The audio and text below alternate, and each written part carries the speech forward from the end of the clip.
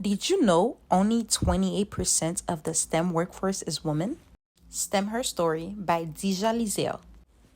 STEMHerstory is a journey into the untold stories of women in science, technology, engineering, and mathematics. For centuries, women have made remarkable contributions to these fields, yet their achievements are often overlooked or erased from history.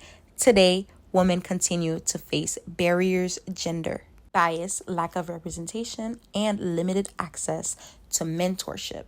But they also continue to break boundaries, paving the way for future generations. This documentary explores their challenges, their triumph, and the resilience that drives them forward. Together, we'll uncover what it takes to close the gender gap in STEM and create more inclusive future for all. Zawadi Pili Pili, a second-year student at Georgia Tech, majoring in computational media. Zawadi was born in Tanzania and moved to the United States in 2010. Hi guys, my name is Zawadi Pili Pili. Can you tell me about your current role and your journey into the STEM field? I am a second-year undergraduate student at Georgia Tech, and I am a computational media major. And computational media is basically a combination of computer science and design. And I first started off as computer engineering, but I am a creative person, so I wanted to get into like the creative side of technology, which is why I'm doing computational media. Areas of focus right now, my concentrations are intelligence and interaction design. I chose those concentrations because I want to focus a little bit more on like machine learning, AI, or kind of go towards like software engineering or development. I haven't chosen yet, but I'm definitely more towards like the fundamentals or like the upbringings of technology. Madeline Roberts, a software engineer, graduated from NYU in 2019. I'm currently a software engineer at a tech company. Can you tell me about your current role in your journey into the STEM field? And I got into software engineering and I guess STEM in general. I think I always liked math and science as a kid, and I didn't know computer science that well before college. I had a little bit of exposure to it from I did a random cybersecurity club at one point in high school, and I liked it well enough that I'm okay, I think I'll try to get into computer science, and I think it will be something that I would like because I like problem solving and stuff like that, and I don't know, I think I guessed well and I ended up liking it. Jenna Montez, software engineer, graduated from Northeastern University in 2019. I am a software engineer at a fintech company. Can you tell me about your current role and your journey into the STEM field? I'm fortunate enough that my dad was in IT, and so from a young age he taught me how to code, and I was really excited to make little programs on his computer and stuff like that. So I would say that that's how I became interested in STEM. And then in high school, I was again fortunate enough that my high school offered a coding class, so I took that and I was I like it, I'm pretty good at it, so then I decided to go into computer science in college. Emily Milford, mechanical engineer, graduated from Northeastern University in 2019. So I work as a mechanical engineer. Can you tell me about your current role and your journey into the STEM field? And I got interested in it probably my senior year of high school. I took a physics class, and I also took a computer class too. And both of them had worked something in a mechanical engineering role, and they had encouraged me to go towards it. Women in STEM face unique challenges that often make their journey more difficult, from being underestimated due to gender biases to feeling isolated in male-dominated spaces. These experiences can hinder both their confidence and career growth. Barriers like unequal access to mentorship, pay gaps, and limited leadership opportunities only add to the struggle, yet many women persevere, breaking through these challenges and paving the way for others. Did you encounter any challenges or obstacles as you pursue education or a career in STEM? STEM is male dominated, and it's also a PWI, so there's very few Black women here, and very few women here. You'll find yourself in a class filled with like 12 girls, and like the rest will be like 300, and then the rest is like male, well, basically, and the rest are like male. Yeah, I would say I have. I feel like being in computer science, like you're often the only woman in the room. Like I remember like our orientation at Northeastern, which is where I went to school. It was like a women in tech orientation, and like they were really like proud of the fact that like almost 20% of the incoming class, like computer science majors, were women, which is like an extremely small number, but it was like a huge accomplishment at the time. And so a lot of times like you would be the only woman in the room, and I think by being so you're often like underestimated. And I think like my personality, I've never been like the loudest person in the room, and I think a lot of times like boys are kind of like from the moment they're like born, you know, like encouraged to go into STEM and be engineers and explore their interests. And I think women are often not, and so you already have less confidence going into these situations, and then to be around people who are so confident and like so much louder than you, it can be very intimidating. So yeah, I think that was like initially like the biggest hurdle to get over. And I think I remember at Northeastern, like by the end of our freshman year, like I think like at least like a third of the women who had initially joined as computer science majors had switched out of the major and went on to do like non-STEM things. So it is like a pretty hard environment to like try to learn in. Yeah, I feel like the school is like definitely hard. I feel like in group projects too, a lot of the times it was more, I was like the note taker instead of like doing the more technical stuff. But other than that, it wasn't too bad. I guess not too much like before college, especially because I went to an all-girls school, so I feel like that was that. And not too many in college either. I think college boys definitely, like a lot of my classes were male dominated, which wasn't the best environment, but also not terrible, I guess. But yeah. Many women in STEM face the challenge of being underestimated or overlooked simply because of their gender. Their ideas may be dismissed, their abilities questioned, or their contributions undervalued compared to their male peers. This constant need to prove themselves creates additional pressure, making it harder to focus on their work and growth. These experiences not only impact their confidence but also highlight their persistent bias that still exists in the STEM fields. Have you ever felt underestimated or overlooked because of your gender? Can you share an example? Trying to think of an example. I think like I was in this club in college that was very male dom. I was like pretty much the only regular like woman who would go to it, and like nothing, like I was still like, you know, part of a club and stuff like that, but it still felt like I was never actually a part of a club, if that makes sense. Like actually getting to talk, like, you know, like technical problems with them and stuff, and like it just definitely seemed like a divide there.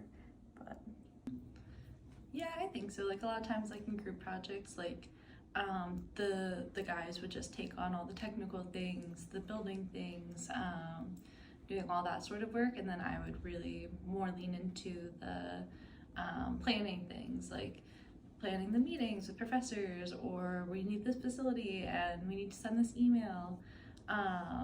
So that was disappointing, but I'm also like kind of good at it, so it was like it was half and half.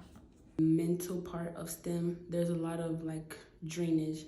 For example, I am currently taking a linear algebra course along with my CS, and linear algebra is a 4-credit class, and my CS class is a 3-credit class. When you think about, like, I'm always confused on like what do I start studying with first? I'm confused with everything, and a lot of people always ask me like, hey, if you're confused, why are you majoring in STEM? To me, I feel like when challenging yourself is I feel like I'm a person who wants to challenge himself and I want to learn something new, and that is the place I'm in right now. For many women in STEM, having a mentor or a strong support system can make all the difference. Mentors provide guidance, encouragement, and opportunities that help navigate the challenges of these male-dominated fields. All four women featured in this documentary shared how mentorship shaped their journeys, helping them build confidence, gain skills, and stay motivated. Despite obstacles, support system, whether from mentors, peers, or family, play a vital role in fostering resilience and success in STEM careers. Were there any mentors or support system that helped you navigate your STEM journey?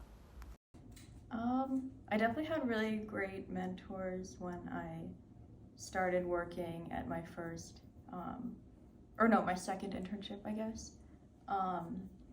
And yeah, I think she was just a great support system of like answering all my questions and like always being there. So yeah.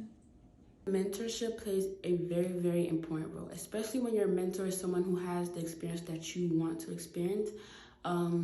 Especially in STEM, a lot of us get discouraged to do something. A lot of us find ourselves in times where it's like, I don't want to do this anymore, but I came here for this. And then you feel some kind of pressure of, I was always bragging or telling people, I'm going to major in engineering, I'm going to do science, I'm going to do something in math.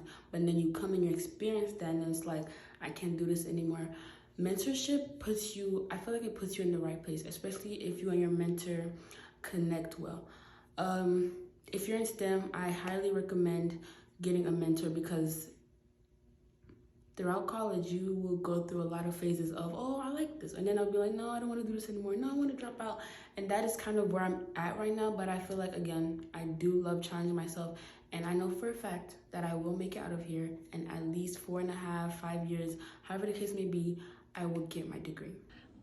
I had this one, it wasn't like a formal mentor program, but I was in this club when I was a sophomore. I was in the mechanical engineering club, and the president at the time was a woman, and she was just like, she was very smart, very like confident, sure of herself, and so and we became friends and stuff, and I felt kind of like, not like a real mentor program, but I was like, okay, like I could be like that one day, so that was pretty cool.